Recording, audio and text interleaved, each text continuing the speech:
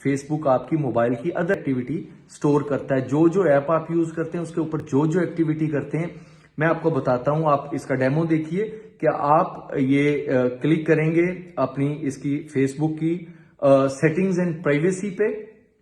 उसके बाद आप सेटिंग पे क्लिक करेंगे तो आप ये देखिए कि इसके अंदर डिफरेंट जो है ऑप्शंस हैं आपकी फेसबुक के हवाले से।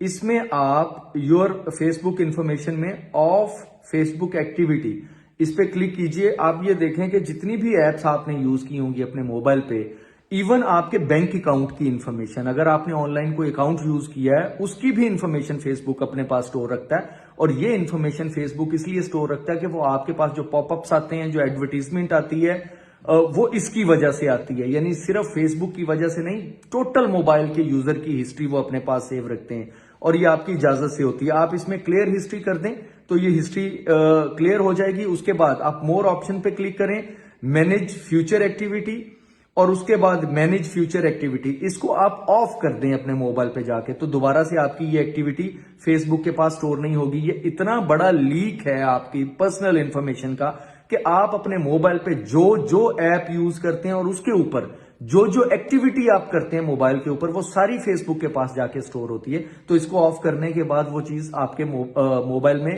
फेसबुक के पास स्टोर नहीं होगी जाके।